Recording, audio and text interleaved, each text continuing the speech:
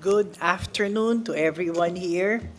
The meeting just finished this about around just before 1 o'clock, and some of the ministers are on their way back to their respective countries. But now we're here for just to give you a briefing on what happened. At the outset, allow me to thank all the members of the press for joining us here in Cebu for the ASEAN Foreign Ministers Retreat.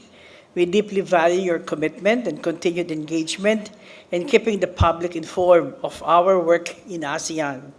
On the sidelines, I had bilateral engagements with 8 ASEAN member states. That was yesterday, showing the strong and sustained support for the Philippines' chairship of ASEAN. Allow me to proceed now to read a portion of the press statement of the chair of the ASEAN Foreign Ministers Retreat as follows. The ASEAN Ministerial Meeting Retreat was convened today here in Cebu City, Philippines. The retreat was the first major meeting under the ASEAN Political Security Community pillar under the Philippines ASEAN Chairship of 2026 with the theme Navigating the Future Together. The ASEAN member states expressed confidence and support towards the Philippine priorities and deliverables in 2026. It's not even support, it's a tremendous support that they have given and expressed it during the meetings. We had candid, thoughtful, constructive, and in-depth discussion on the follow-up to the 47th ASEAN Summit and related summits held in Kuala Lumpur last year, and ASEAN's external relations, as well as regional and international developments with a view to ensuring continuity and advancing ASEAN unity and centrality. We reiterated our strong commitment to upholding regionalism and multilateralism, as well as ASEAN centrality in the evolving regional architecture, and emphasized the importance of adhering to international law, shared values, and norms. We welcome the adoption of the ASEAN Community Vision 2045 and its strategic plans last year, and noted that this year marks the first year of its implementation. We welcome Timor-Leste's full and active participation as a member of ASEAN. We acknowledge Timor-Leste's continued efforts towards the fulfillment of the remaining milestones following its admission, and reaffirm our commitment to supporting Timor-Leste's integration into the ASEAN processes. We underscore the continued relevance of the ASEAN Treaty of Amity and Cooperation as a foundational code of conduct for interstate relations in the region and a cornerstone of regional peace and stability. And we look forward to the 50th anniversary of the Treaty of Amity and Cooperation, which will be held in July this year. We had also candid discussions in the evolving developments in Myanmar and reaffirmed our commitment in advancing the implementation of the 5-point consensus. We noted that any meaningful political progress can only take place in an environment of peace, security, and inclusivity, supported by the cessation of violence and inclusive dialogue among all relevant stakeholders. We reiterated our united position that the 5-point consensus remains our primary reference to address the political crisis in Myanmar and further affirm the corresponding leaders' decisions. We emphasized ASEAN's commitment and role to assist Myanmar in charting its future and peaceful and lasting solution to the crisis, which is both Myanmar-owned and Myanmar-led, while reaffirming that Myanmar remains an integral part of ASEAN. We reaffirm ASEAN's position on the importance of a free, fair, peaceful, transparent, inclusive, and credible general elections in Myanmar. We noted also the conclusions of the 3 phases of the general elections that was just recently held. We welcome the joint statement of the 3rd Special General Border Committee meeting between the Kingdom of Cambodia and the Kingdom of Thailand last 27 December 2025 and called on its full and effective implementation with a view to promoting a peaceful settlement of disputes in accordance with international law, thereby contributing to peace and stability between the two countries and in the wider area. We underscore the importance of the ASEAN Observer Team, otherwise called the AOT, in verifying and ensuring the effective implementation of all measures based on its mandate. We further welcome the extension of the mandate of the AOT and noted the steps taken by Malaysia to ensure a smooth transition of the coordinator role on the AOT to the Philippines as the ASEAN chair. We welcome the positive momentum and progress achieved in the ongoing negotiations on the Code of Conduct in the South China Sea. We will endeavor to conclude the negotiations of an effective and substantive Code of Conduct that is in accordance with international law, particularly the 1982 UNCLOS, within this year. The full version of the press statement by the chair of the ASEAN Foreign Ministers Retreat will be uploaded to the official website of the Department of Foreign Affairs, the ASEAN 2026 Philippine Chairship website, and the official website of ASEAN. Thank you. I'm now open for questions. Those who will be asking questions, please identify yourselves and your agency. Tristan Nadalo.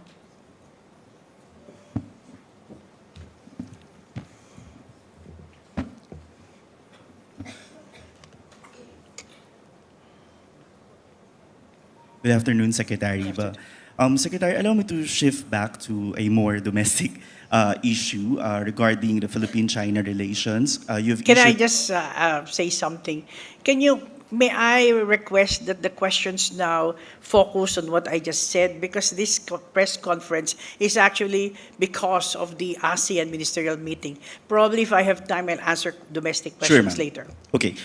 Speaking of the Code of Conduct, are there still any contentious issues that ASEAN and China are still trying to resolve? And what kind of commitment did you get from your fellow foreign ministers to conclude? Well, contentious issues, I think you're aware of it, is the milestone issues. I think I enumerated it. It's the scope, the geographical scope, the connection or the link between the DOC and the COC, the legally binding element or characteristic of this document, and some other definition of terms. Your next question is, was there Any commitment from any your commitment of a sort? Definitely. There's even willingness to host meetings, face-to-face meetings, and that is a real commitment from our ASEAN member state colleagues. And sorry, just one follow-up on the COC. When you say conclude COC, what does it actually mean? Are we expecting a document or just the negotiations? Exactly what it means. That is the termination of negotiations and a code of conduct between ASEAN and China. That's what it means. Thank you.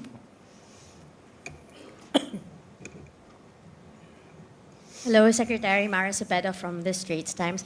I'd like to clarify, ma'am, if the foreign ministers today have decided if ASEAN as a group is recognizing the results of the Myanmar elections. Well, as I've mentioned, there is no consensus on the endorsing these elections. In fact, there are many other issues like there are really no results yet. They just finished the 3 phases. And the results, we don't know what are the pronouncements after the results come in. And, well, as far as ASEAN's collective view is concerned, there is no endorsement at this point of time. Ma'am, a follow-up. Your early visit to Myanmar and followed by the talks in Tagaytay with political stakeholders and ethnic groups from the Philippines have drawn some criticisms from some quarters. I'm sure you've heard, ma'am. For both? For for- both engagements? The political stakeholders meeting, ma'am. But also the visit to Myanmar. How does the Philippines, ma'am, ensure that its engagement this year with Myanmar, regardless of the side, is seen as balanced and does not confer legitimacy to one actor? Well, if you do not see it as balanced, visiting Nipidu and holding a stakeholders meeting, then there's something odd about it. The fact is, I did it at the very first part of the year to visit the Nipidu, which is the capital of Myanmar, in my capacity as special envoy of the chair to Myanmar. That is stipulated in the 5-point consensus, and it is a function and it is a mandate, and that's the reason. Of course, you cannot win everyone. I think I do not know how to discuss this issue if I haven't talked to the military junta. And I'd like to add that the reason why I went there on such an early time, because I don't want to endorse the elections. Secondly, thereafter is the stakeholders meeting, which was actually a group that was formed by Malaysia during their term as chair. So, if that is not the way to balance things, I don't know how. Thank you, ma'am. Thank you. Next, sir. Good afternoon, Secretary. I'm Waikit from CNA. Madam Secretary, earlier you mentioned unilateral actions that have cross-regional implications. Can I ask, what are ASEAN's safeguards if these threats are made directly to our region? And just one more question on Myanmar. How does ASEAN plan to strike a balance between having a firm position on the Myanmar military of 5-point consensus while also noting that developments may move towards business as usual post-election? How can both tracks coexist, and how would you see these coexistence in a post-election Myanmar? Sorry, Thank I you. didn't get your first question, but I'd like to respond to your second question. I think what is meant there is bilaterally, certain members or ASEAN member states can conduct some discussions with Myanmar. However, as a collective unit, as ASEAN, this is something that has to be. There should be consensus in making certain decisions. I'm sorry, but I didn't get your first question. May I repeat my first question? Earlier in your opening remarks, you talked about unilateral actions that has cross-border implications. If such unilateral actions were to be made directly against our region, what safeguards does ASEAN have? Can you say that in what context was the unilateral discussions? In what context is that? Is that Myanmar? I believe your remarks did not mention any party. So I think that the exact words were unilateral moves that have cross-regional implications. There may be other unilateral situations. Of course, with the present geopolitical situation, things are moving, as you know well. So these are the possibilities that unilateral actions may take place. Thank you. Thank you. We'll take one question here. Good afternoon, Secretary. Afternoon. Everybody. Secretary, I have two related questions on Myanmar.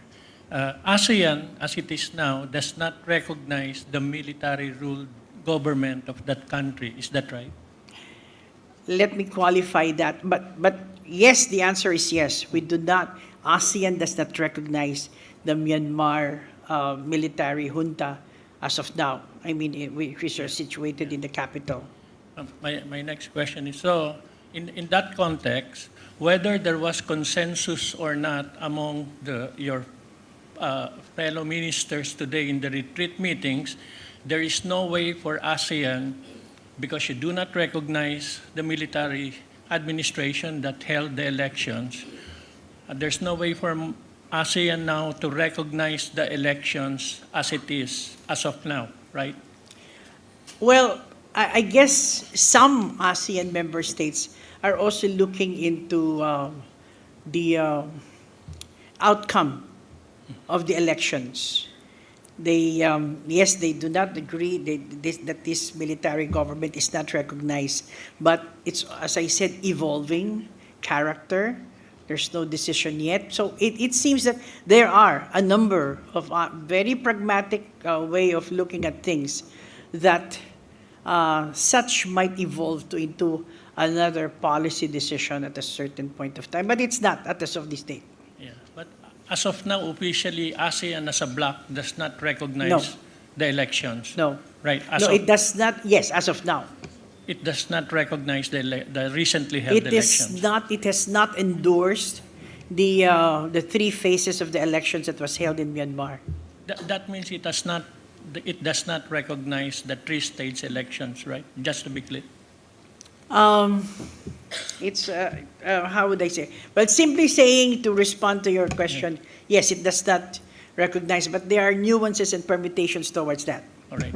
Thank you for that, ma'am. Ma'am, and next on the COC, you are hopeful, as everybody, as all the ministers are, to conclude the talks this year. Ma'am, I think there are 5 or 4 contentious issues called milestones that you have to conclude. Can you tell us at this point how many, if 1 or 2 or all of, there been no significant conclusion of any of the 4 or 5 milestones or contentious issues? To answer the question directly is the question was contentious issues. There's not been any result or decision on the contentious issues, but there seem to be. I think everybody is trying to do its respective way on how to do things. Like, I just want to tell you that one of the ASEAN member states has come up with a paper on one of the milestone issues. So now everybody is trying to put in definitions as well as possible areas of cooperation and trying to address the milestone issues. I'm sorry, Weng Las. Malaysia, Indonesia, the recent chairmans have failed to bring, significant progress in the COC talk. Now, as chair, the Philippines, can you describe to us your level of confidence of concluding the very difficult talks that you're facing? Is it low, middle, or high? Or? I would love, being an optimist, I would like to say that I have a high level of confidence. But that's being an optimist. But being a pragmatist, I would say that I cannot really predict. But this is what we're going to do as a strategy. We, the Philippines now, as chair, will have monthly face-to-face meetings of the technical working group. And that has been a commitment and is a proposal and was accepted by our ASEAN colleagues. Have China agreed to that, ma'am? We're in the process of talking to them, but I don't see any difficulties with that. I'm just, again, being an optimist and a pragmatist. Thank you so much, Secretary. Thank you. Please identify your agency and state your name before asking questions. Good Thank you. afternoon, ma'am. Celerina Monte from NHK. Ma'am, since you have mentioned that there's no consensus regarding these elections in Myanmar, may we know how will ASEAN move forward?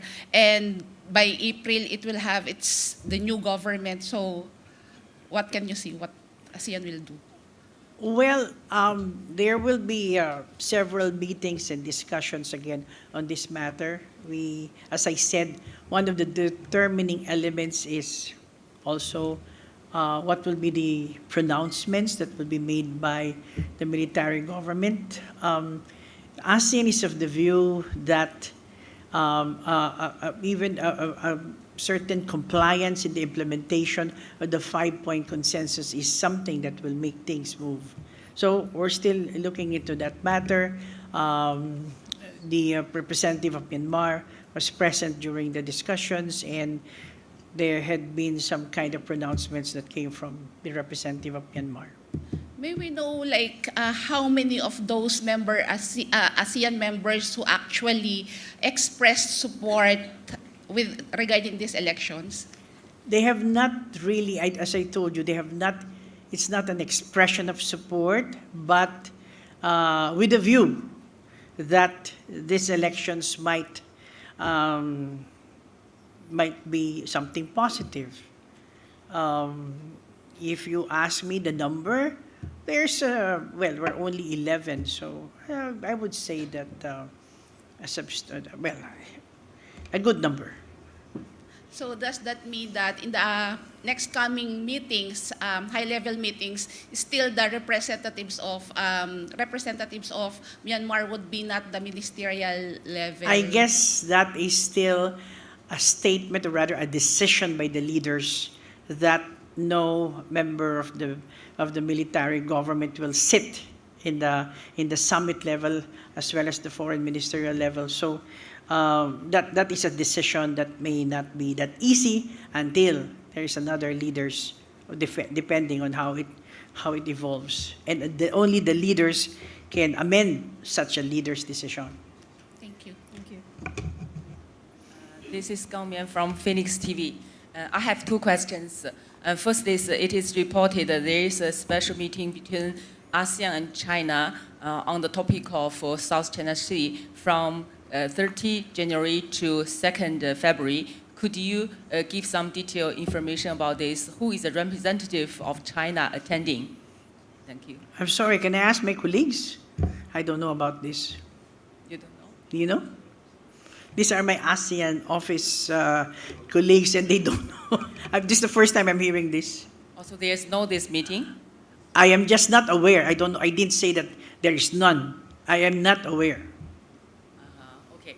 And second question is, in the region, there is a tendency that the cross-border crimes become spreading, which affected the tourism and economic development in the region. And internationally, there is also some big issues such as Venezuela, President be kept, and Greenland issue, and also the Middle East Iran problems. Those big problems also has potential impact on the regional development. So what kind of exchanges between these ASEAN countries share in this foreign minister retreats?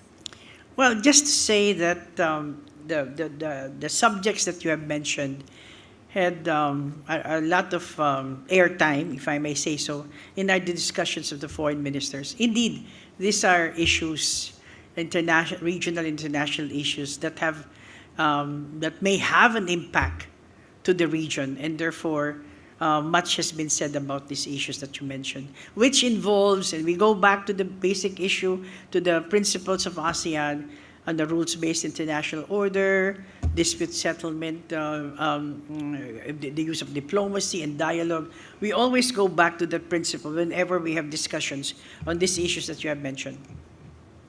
Thank you. Thank you. Next. Good afternoon. My name is Yuki Fujita from Nikkei, Japanese media. I'd like to ask about the relations between ASEAN and the United States.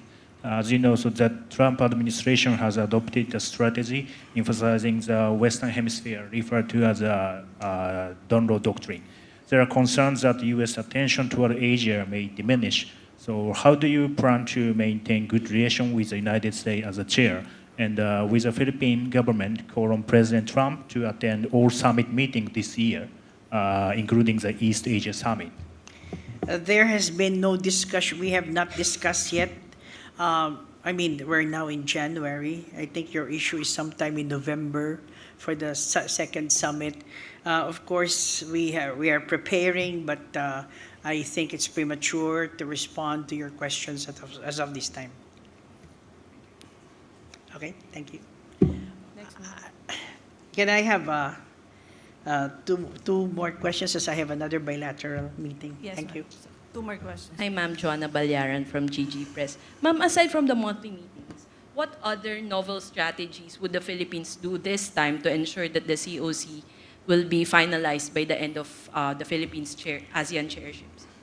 Your question was as aside from the frequency? Yes. Yeah, good questions. As I said, one country, one ASEAN member state came up with a paper on one of the milestones. And then there were other member states who are now coming up with papers on the milestone issues. We, the Philippines, well, just to be open about it, one of the issues is on the definition of self-restraint. So that is something that the Philippine, our delegation, is working on, again, not only a definition, but possible terms of reference of that issue on the definition, well, on that of self-restraint. So what I'm trying to say is that we are doubly, even triply working hard to make sure that there is something of a confluence of, or rather, some kind of consensus. We're building up consensus. Right now, we're doing the role of a consensus builder. How many, a follow-up, how many countries do you think are in favor of signing the COC by the end of this year? Signing, all I of mean, us. Or It's precisely ASEAN, China, Code of Conduct of the South China Sea. ASEAN has been talking about this for the past 17 years. And so that I always say that the ASEAN and as well as China have heavily invested in this document. So let's see. We'll cross our fingers. Thank you. Good afternoon, Secretary. I'm Ron Calunsod of Kyodo News. Can you tell us, ma'am, the topics discussed during yesterday afternoon's discussion on the 5PC, and how was it different? How was the Myanmar issue tackled differently today with the representative already present? It's basically the same because the ASEAN has not changed. Yesterday was, of course, more very informal, but it goes back to the basic concept that the 5-point consensus is still the primary basis in our relations with Myanmar. So for today, what did the permanent secretary share? The permanent secretary was just trying. The representative, rather, of Myanmar was just stating, this is very peaceful elections, that there had been a good number of people who participated. He was trying to describe and the good things about what happened to their electoral process. Last point on the special envoy position to Myanmar by ASEAN. Did you discuss whether it's good to extend the term or well, it's not rotate? that. It's not whether there is already a decision by the leaders in Kuala Lumpur that there should be a long-term special envoy, and therefore for Myanmar, and therefore the senior officials meeting, or the SOM, will be discussing it further. Thank you. We'll take the last question from that side. Thank you. Hello, ma'am. I'm Andrew Calonzo po from Bloomberg. Just to tie up all the loose ends, ma'am. You mentioned earlier that the ASEAN as a bloc isn't recognizing the 3 phases of the election so far. But you also said some members are opting for pragmatism.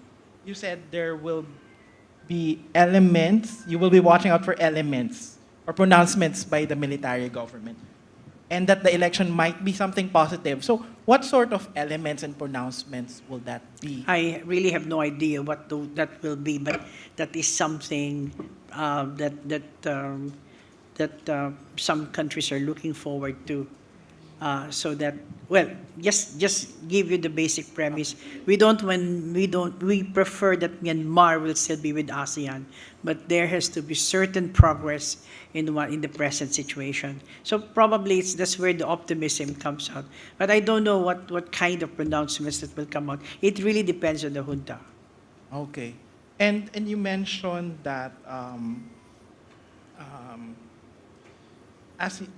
so essentially, ma'am, is the ASEAN open to shift its position and recognize the... go ahead. Go ahead. I know what your question is. Well, again, ASEAN is consensus. Okay. If there is consensus, then there can be a shift. It's just that a very simple response, and we'll see how it. As I said, it's evolving. Geopolitics also is evolving in our region, so we'll see. Okay? Maraming salamat po. Any closing statement, ma'am? Closing statement. Well, you concentrated only on the Code of Conduct and the Myanmar issue. I was hoping you will be asking about the other issues like the Thai-Cambodian border. But since you did not ask, thank you very much. Thank you so much, DFA Secretary Theresa Lazaro and the rest of the ASEAN National Organizing Committee. Thank you, ASEAN Press Corps.